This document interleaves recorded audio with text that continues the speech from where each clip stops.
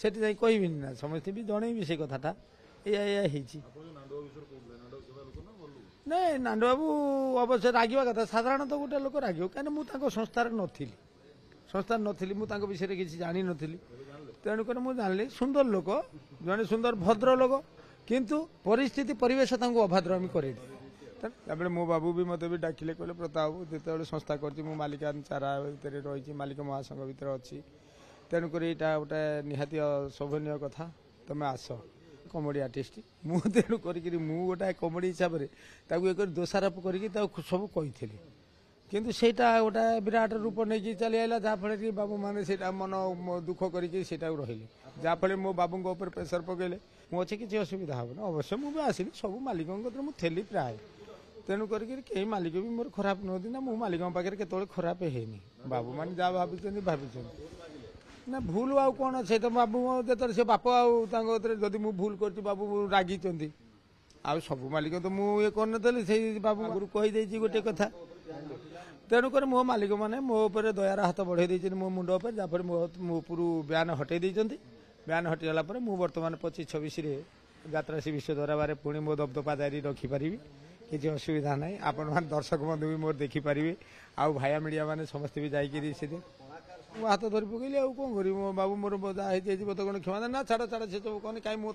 ମୋ ସଂସ୍ଥାର ତମେ ନା ମୁଁ ଚିହ୍ନିନି କହିଲି ନାଇଁ ଆଜ୍ଞା ତ ଚିହ୍ନିଲେ ବି ସୁଦ୍ଧା ମୁଁ ଜଣେ କଳାକାର କାଲି ଅଛି ଆଜି ଅଛି କାଲି ଯେ ଆପଣଙ୍କ ସଂସ୍ଥାକୁ ନ ଯିବି ସେଇଟା ମାନେ ନାହିଁ ତେଣୁ ଯାହାହେଲେ ବି ସୁଦ୍ଧା ଭୁଲ ଠିକ୍ ମୁଁ ଆଗ ନା ସେଇଟା ମୋତେ ବାବୁ କହିଥିଲେ ଯେ ଆସିବା କଥା ବାପି ବାବୁ ଆସୁଛନ୍ତି ବୋଲି କିନ୍ତୁ କାହିଁ ମୁଁ ଏଠି ଦେଖିଲା ବେଳକୁ ବାପି ବାବୁ ଆସିନାହାନ୍ତି ସେଥିପାଇଁ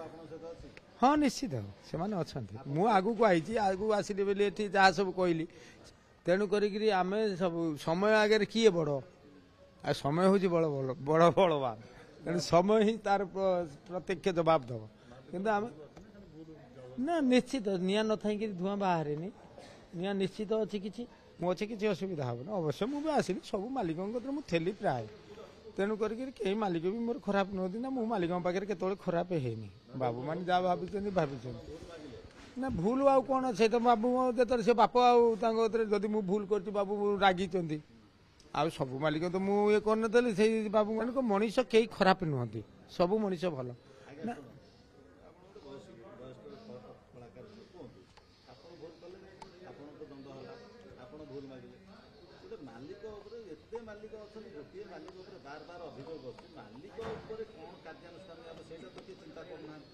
ସାଡ଼ୁ ଉପର ବାଲା ତାଙ୍କର ଚିନ୍ତା କରି ଆମେ କହିଲେ କ'ଣ ହବ ଯାହାଫଳରେ ସେଇଟା ଦ୍ୱିଗୁଣିତ ହେଇ ଚଳି ଯାଉଛି କୋଉଠି ଟିକେ ନାରୁ କୁଳୁଥିବ ସେଇଟା ପୁରା ହାୱା ହେଇକି 5-10 ବଖରା ପୋଡ଼ିଦେବ। ଏହିଭଳି ଭିଡ଼ିଓ ଦେଖିବା ପାଇଁ ଆମ ଚ୍ୟାନେଲକୁ ଲାଇକ୍ ସେୟାର ସବସ୍କ୍ରାଇବ୍ କରନ୍ତୁ। Bureau report Odia news.